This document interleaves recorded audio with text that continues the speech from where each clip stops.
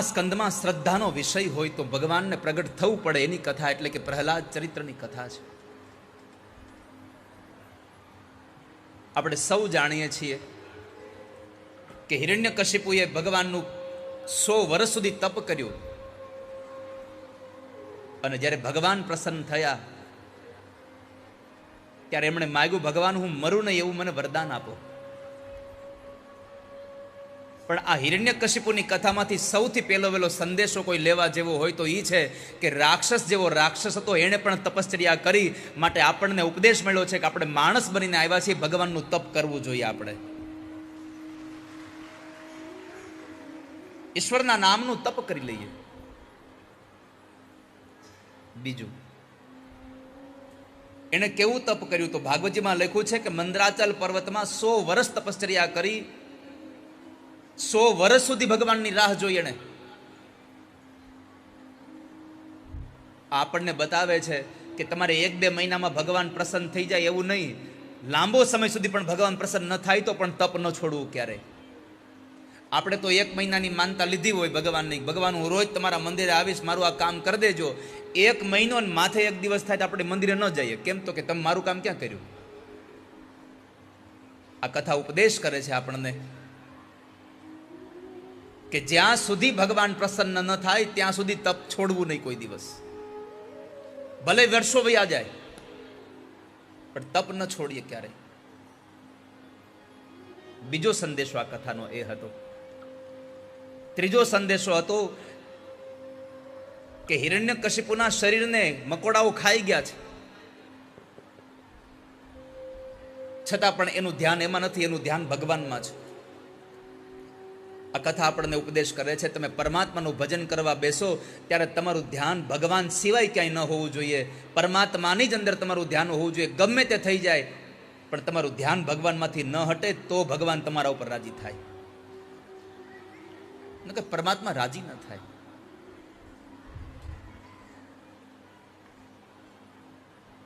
ઈશ્વરને રાજી કરવા હોય તો ભગવાનમાં ધ્યાન ધરો.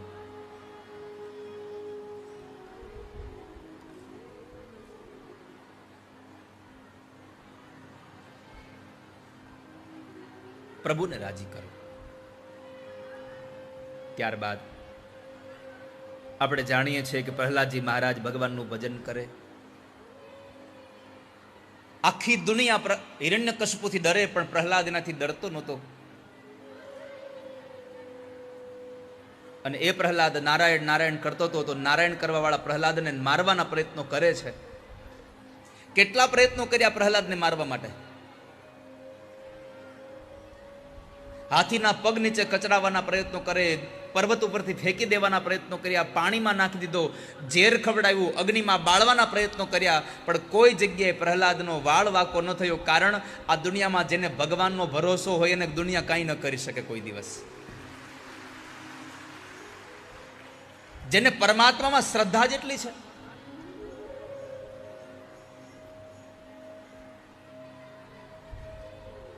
ઈશ્વરના નામનો જેને મહિમા છે, પ્રભુનું નામ જેના હૈયામાં છે,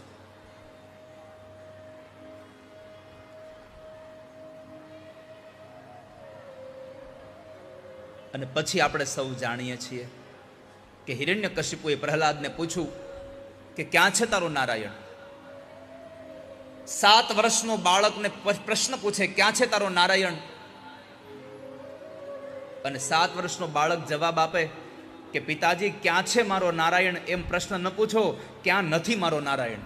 આ સંસારમાં બતાવો તો ખરા ક્યાં નથી ભગવાન?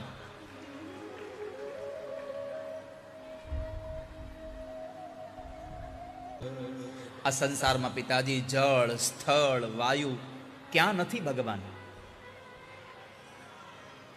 બતાવો તો ખરા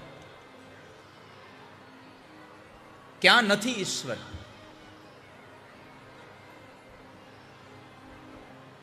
આ દુનિયામાં ભગવાન વ્યાપક છે.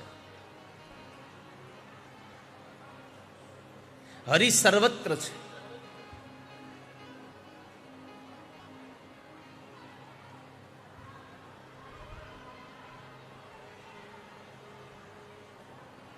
હરિવ્યાપક સર્વત્ર સમાન.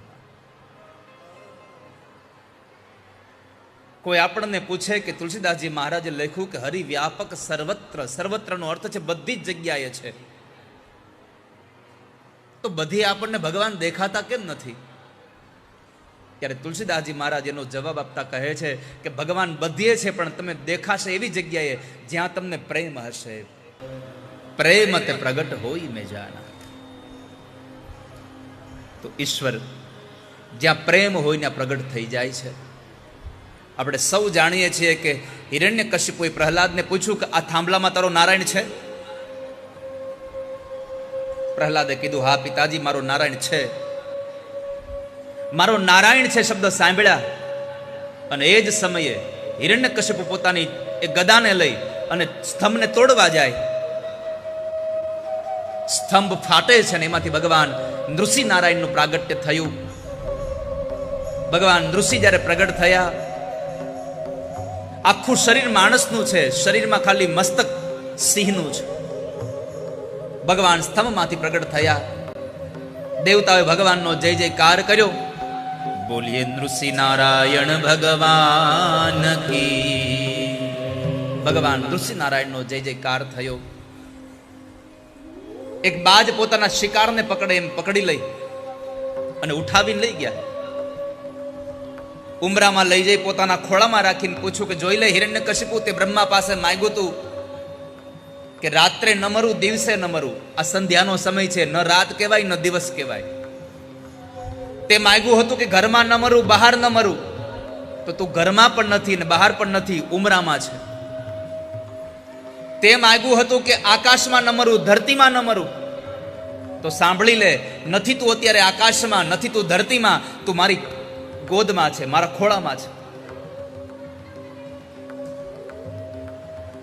તે માંગ્યું હતું કે માણસથી ન મરું, પશુથી ન મરું. તો મારું શરીર જોઈ લે, નથી હું માણસ, નથી હું પશુ. તે માંગ્યું હતું કે લીલા કે સૂકા, અસ્ત્ર કે શસ્ત્રથી ન મરું. તો જોઈ લે મારા આ નખ, આને લીલાઈ ન કહેવાય, આને સુકાઈ ન કહેવાય, આને અસ્ત્રય ન કહેવાય, આને શસ્ત્ર પણ ન કહેવાય.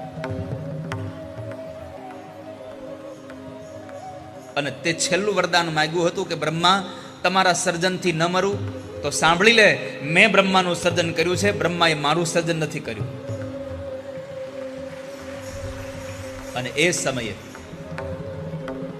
પરમાત્માએ પોતાના એ તીક્ષ્ણ નખો વડે ભગવાન આવેશમાં આવી, ક્રોધમાં આવી.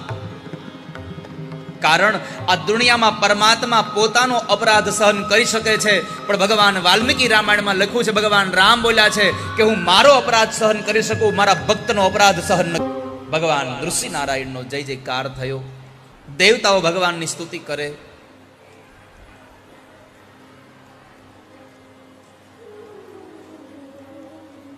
દેવતાઓની સ્તુતિથી ભગવાન શાંત ન થયા. લક્ષ્મીજીને બોલાવ્યા, લક્ષ્મીજીથી ભગવાન શાંત ન થયા. અને અંતે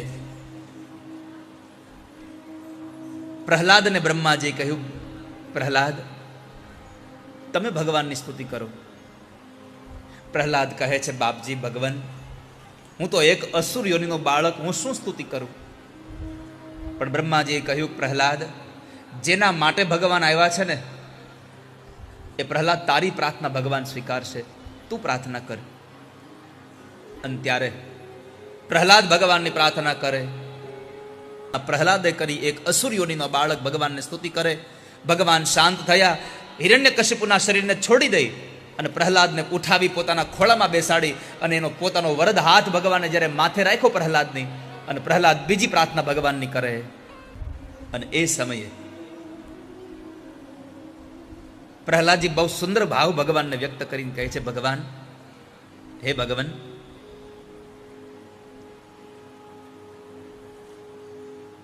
ક્યાં આ તમોગુણી અસુર કુળમાં રજોગુણથી ઉત્પન્ન થયેલો હું, રજોગુણથી તમોગુણના કુળમાં ઉત્પન્ન થયેલો હું, અને ક્યાં તમારી અનંત કૃપા. ક્વાહમ રજઃ પ્રભવ ઈશ તમોધિકેસ્મિન જાતઃ સુરેતર કુલે ક્વક્તવાનુકંપા. ભગવાન, ધન્ય છે કે તમે તમારો પોતાનો વરદ હાથ, પોતાનો પરમ પ્રસાદ સ્વરૂપ અને સકળ સંતાપને હરનારો કરકમળ તમે મારા મસ્તક ઉપર પધરાવ્યો. બધા જ સંતાપોને શાંત કરે એવો તમારો હાથ મારા ઉપર પધરાવ્યો. પણ વિશેષ રૂપે ભગવાનને પ્રાર્થના કરીને કહે છે કે હે નાથ, જે કરકમળ તમે બ્રહ્મા, શંકર અને લક્ષ્મીના માથા ઉપર નથી મૂક્યો, એ હાથ તમે મારા માથા પર મૂક્યો. ધન્ય થયો આજે હું, ધન્ય બન્યો આજે હું.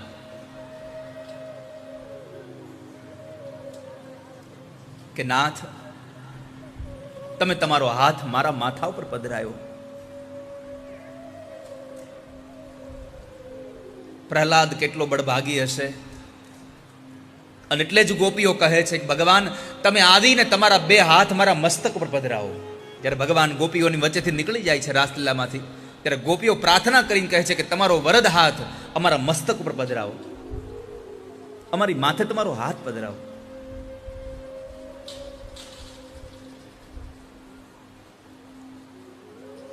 ધન્ય છે અસુર કુળનો બાળક. અહીંયા આપણને બીજો સંદેશો એ મળ્યો આ કથામાંથી કે તમે કયા કુળમાં ઉત્પન્ન થયા છો એના કરતા પણ તમારી મતિ કોનામાં અટકેલી છે એ તમને ધન્ય બનાવે છે. આ દુનિયામાં ઊંચા કુળમાં જન્મ લેવાથી તમે ઊંચા નહીં બનો, તમે તમારા કર્મથી મહાન બનશો. આ સંસારમાં માણસને કોઈ જ્ઞાતિ મહાન નથી બનાવતી, માણસને પોતાનું કર્મ મહાન બનાવે છે. રોહિદાસ મહારાજ ચમારમાંથી હતા, છતાં પણ આજે આખી પવિત્ર વ્યાસપીઠ રોહિદાસજી મહારાજને યાદ કરે છે કે એ સંત હતા, જેને પોતાના ચામડાના એક ગોળામાંથી બધાને પાણી પીવડાવીને પવિત્ર બનાવ્યા.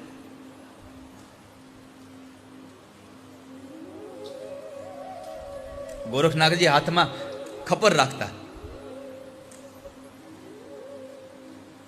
કોઈ એનું ખપર ભરી ન શકતા.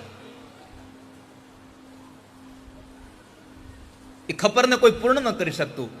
પણ કબીરની દીકરી કમાલીએ એ ખપર ભરી દીધું. ગોરખનાથજીએ પ્રશ્ન પૂછ્યો કે આ મારું આ ખપર ભરવાની આ શક્તિ તમારામાં ક્યાંથી આવી? અને તે દિવસે કબીરજીના દીકરી કમાલીજીએ કહ્યું કે બાપજી, યાદ છે આપણે રોહિદાસ પાસે ગયા હતા અને એમના પેલા ચામડાના પેલા માટલામાંથી જે મેં પાણી પીધું ને તમે પાણી નહોતું પીધું, જ્યારથી મેં એ ચામડાના માટલાનું પાણી પીધું છે ત્યારથી મને આ તેજ મળ્યું છે. અને પછી ગોરખનાથજી નીકળ્યા અને ફરી પાછા ચમાર પાસે આવ્યા છે. મારો કહેવાનો ભાવ એ છે, તમે કઈ જ્ઞાતિમાં જન્મ લો છો એ મહાન નથી, તમે કેવું કર્મ કરો છો એ મહાન છે. સંસારમાં કોઈ જ્ઞાતિથી મહાન નહીં થાય, માણસ કર્મથી મહાન બને છે. પ્રહલાદ ચરિત્રને પ્રહલાદને ઉગાર્યો. હવે તમને એક છેલ્લી વાતનો સંદેશો આપી દઉં કે સાચો વૈષ્ણવ કોને કહેવાય. ભગવાને પ્રહલાદને પૂછ્યું, પ્રહલાદ માગી લે, તને શું આપું? પ્રહલાદ કહે છે, પ્રભુ કંઈ નથી જોઈતું મારે તમારી પાસેથી, તમે મળી ગયા પછી બીજું જોઈએ શું મને? ભગવાને કીધું, પ્રહલાદ માગ, શું આપું? પ્રહલાદે ના પાડી. બીજી વાર ભગવાને આગ્રહ કર્યો, માગી લે. બીજી વાર ના પાડી. ત્રીજી વાર આગ્રહ કર્યો એટલે પ્રહલાદે કીધું, એક કામ કરો, તમારે આપવું હોય તો મારા પિતાજીને તમારું ધામ આપી દો. એણે તમારો બહુ વિરોધ કર્યો છે ભગવાન, મારા પિતાજીને તમારું ધામ આપી દો. ભગવાને કીધું કે પ્રહલાદ, તારા જેવો દીકરો જે કુળમાં ઉત્પન્ન થાય એના પિતૃઓને મારું ધામ મળ્યા વગર રહે જ નહીં કોઈ દિવસ. આનો અર્થ છે, જે ઘરમાં ભગવાનનો ભક્ત જન્મે એ ઘરના તમામ પિતૃઓ ભગવાનના ધામમાં નિવાસ કરે છે. એના પિતૃઓને બીજે ક્યાંય જવું નથી પડતું. અહીંયા આ સંદેશો આપણને એ મળ્યો કે પ્રહલાદ વૈષ્ણવ છે, ભગવાનનો ભક્ત છે, અને ભગવાને માગવા કીધું તો શું માગ્યું? મારા પિતાજીને તમારું ધામ આપો. નકર એના પિતાજીએ એને દુઃખ દેવામાં બાકી નથી રાખ્યું, એને હેરાન કરવાનો બાકી નથી રાખ્યો, છતાં પણ કીધું કે એને તમે તમારું ધામ આપી દો. આ વૈષ્ણવની પરમ વ્યાખ્યા છે કે મારું અહિત કરે એનું પણ ઠાકોરજી તમે સારું કરજો. આવી પ્રાર્થના કરે તો સમજવું આમાં વૈષ્ણવતા પ્રગટી છે. હવે આ સાચો વૈષ્ણવ એ છે કે જે મારું ખરાબ કરે એનું પણ ભગવાન પાસે સારું માગે. પુરાણોમાં એક કથા છે શ્રુત અને અનુશ્રુત નામના બે ભાઈઓની.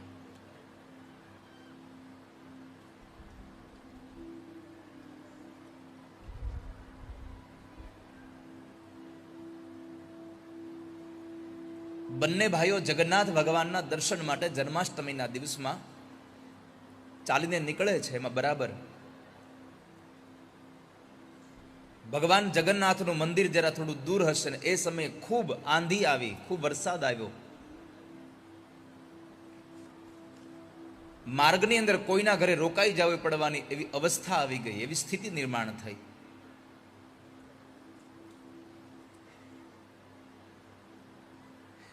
રસ્તામાં એક ગણિકાનું ઘર આવ્યું.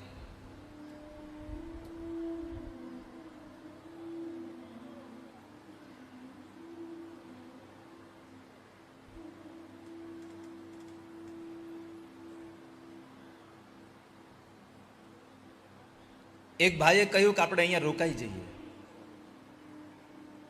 બીજો કહે છે ના ના, આપણે તો ભગવાનના દર્શન માટે નીકળ્યા છે, અહીંયા ગણિકાના ઘરમાં રોકાઈ જશું. ગણિકા પણ એટલી સુંદર.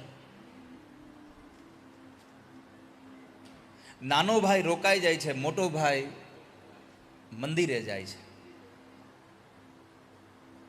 રાત્રિના 12 વાગ્યા અને 12 વાગ્યાના સમયે ભગવાન જગન્નાથના મંદિરમાં એટલી બધી ભીડ. એ ભીડની વચ્ચે પેલો મોટો ભાઈ ગયો, નાનો ભાઈ ત્યાં રોકાઈ ગયેલો ગણિકાના ઘરે.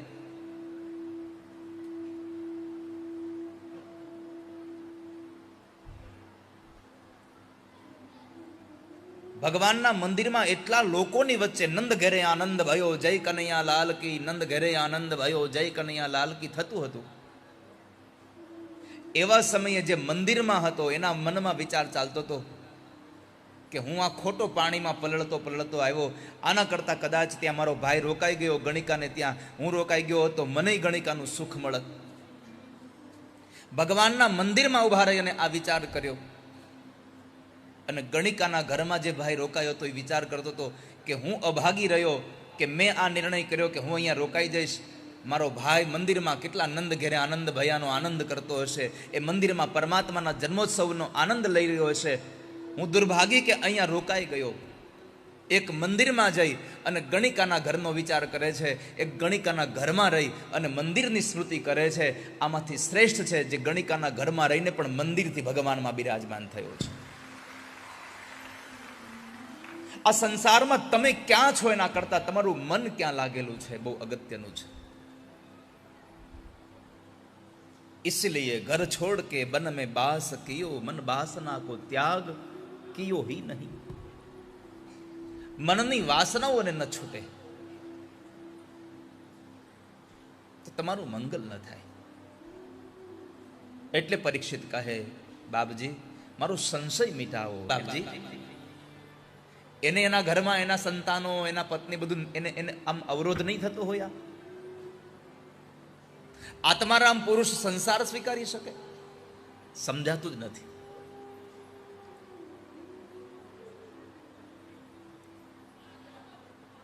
સાંભળો,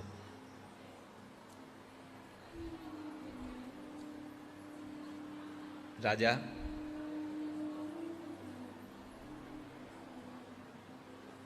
પ્રિયવ્રત રાજાને સંસાર નહોતો સ્વીકારવો, પણ બ્રહ્માજીના કહેવાથી નારદજીના ઉપદેશથી એમણે સંસાર સ્વીકાર્યો. ગ્રહસ્થી બન્યા, પરંતુ ગ્રહસ્થાશ્રમમાં પણ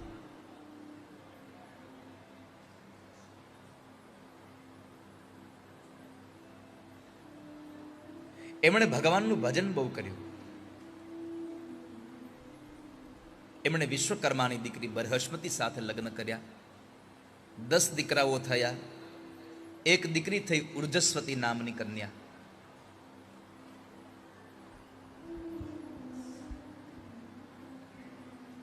અને એમાં સંસાર આગળ વધ્યો. પ્રિયવ્રત રાજાએ ખૂબ રાજ્ય કર્યું. અને એ સમયે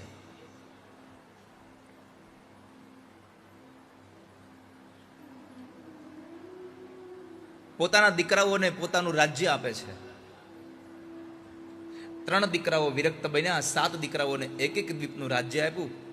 એમાં જંબુદ્વીપના જે રાજા આગ્નિદ્ર થયા, એમને ત્યાં પૂર્વચિતિ નામની અપ્સરાથી નાભી નામનો એક દીકરો થયો. એમણે મેરુની દીકરી મેરુદેવી સાથે લગ્ન કર્યા. સંસાર માંડ્યો, પણ ભગવાનનું યજન કરતા કરતા સંસારને પસાર કરી રહ્યા છે. આ કથા આપણને બતાવે છે કે ગ્રહસ્થી બનવું, પણ સાથે સાથે ભગવાનનું યજન કરતું રહેવું. પરમાત્માનું ભજન કરતું રહેવું.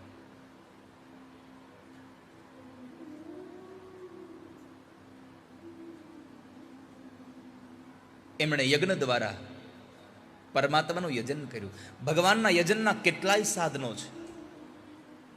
કોઈ જપથી પરમાત્માનું યજન કરે, કોઈ દાનથી પરમાત્માનું યજન કરે, કોઈ તપથી ભગવાનનું યજન કરે, કોઈ યજ્ઞ દ્વારા ભગવાનનું યજન કરે, કોઈ કથાને સાંભળીને ભગવાનનું યજન કરે. અલગ અલગ રીતે ભગવાનનું ભજન થઈ રહ્યું છે.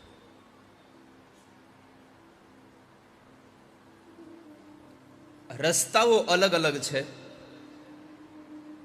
પણ વાલા સ્વજનો, મંજિલ તો એક જ છે.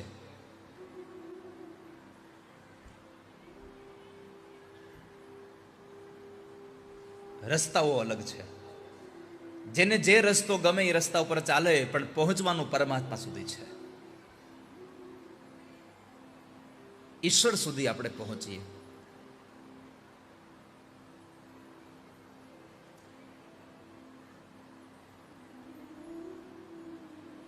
એમણે ઈશ્વરનું યજન કર્યું, અને એ યજન દ્વારા નાભીને ત્યાં સ્વયં ભગવાન પુત્ર બનીને અવતરે, અને એ ભગવાન ઋષભદેવજી મહારાજનું પ્રાગટ્ય થયું છે.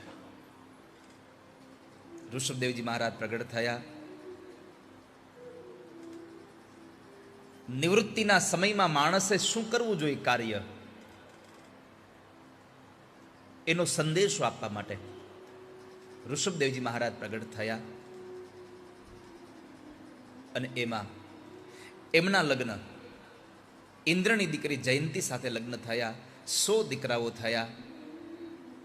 નિવૃત્તિના સમયે એ બધા જ દીકરાઓને બેસાડીને બધા જ દીકરાઓને જ્ઞાન આપ્યું કે દીકરાઓ, આ સંસારમાં એક વાત યાદ રાખજો, જો મહાપુરુષોની સેવા કરશો તો તમે સુખી થશો. મહાપુરુષોની સેવા એ તમારા સ્વર્ગનું દ્વાર ખોલે છે. સ્વર્ગનો અર્થ છે સુખ.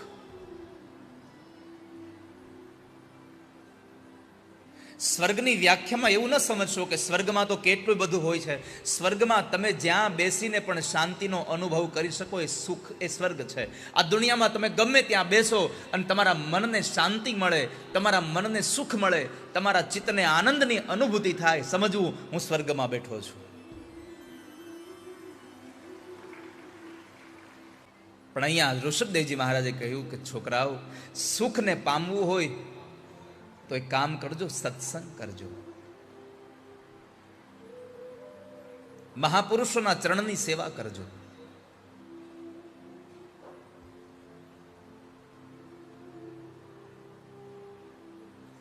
તો તમે સુખી થશો. અને જો કુસંગ થશે તો તમે દુખી થઈ જશો. નરકનું દ્વાર ખોલવાનું સાધન એટલે કુસંગ છે. કુસંગ એ નરકના દ્વારની ચાવી છે, અને સત્સંગ એ સ્વર્ગના દ્વારની ચાવી છે. તમારે શું જોઈએ છે એ તમારા ઉપર છે. વૃત્રાસુરથી જ્યારે ડર ઇન્દ્રને લાગ્યો, ત્યારે એ જ વૃત્રાસુર, એ જ ઇન્દ્ર ભગવાનના નામનું ધ્યાન ધરે છે, પરમાત્માના નામનું કવચ પહેરે છે, અને અંતે ભગવાનના નામનું કવચ ધારણ કર્યું તો ભગવાને જ વૃત્રાસુરને માર્યું. પણ આ વૃત્રાસુરની કથામાં વાલા સ્વજનો જાણવા જેવું એ છે, વૃત્રાસુરે અંતિમ સમયે દધીચી ઋષિના અસ્થિમાંથી બનેલા એ વજ્રને જોઈને પણ ઇન્દ્રને એટલું જ કહ્યું કે મારું મૃત્યુ તારા હાથમાં છે, છતાં તમે કેમ ડરો છો? અને એમણે ભગવાનને પ્રાર્થના કરી. 4 શ્લોકો, ધર્મ, અર્થ, કામ અને મોક્ષ. એ 4 શ્લોકો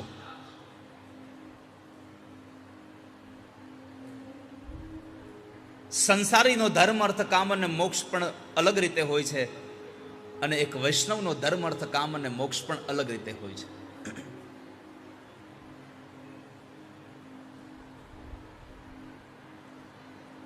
આ સંસારમાં સાચો ધર્મ કયો? ભાગવતજીનું નિરૂપણ કરતા કહે છે કે આ સંસારમાં શરણાગતિ જેવો કોઈ બીજો ધર્મ નથી. વૃત્રાસુર એમ ગાય છે કે ભગવાન તમારા શરણ જેવો બીજો ધર્મ નથી મારી પાસે. બીજું, અર્થ એટલે કે પૈસો.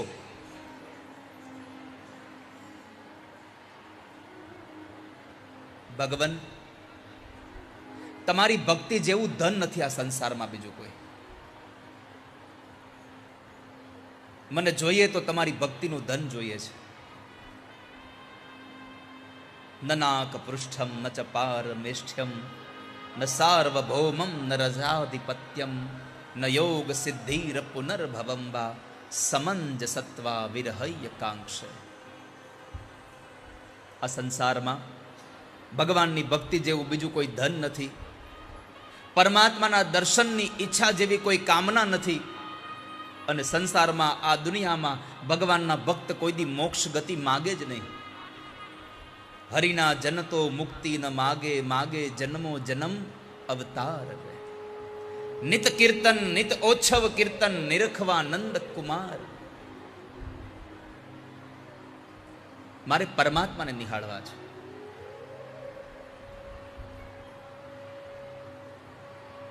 મારે પ્રભુને જોવા છે.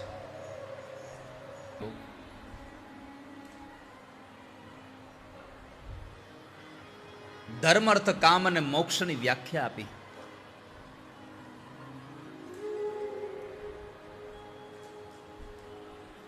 સંસારીનો એ ધર્મ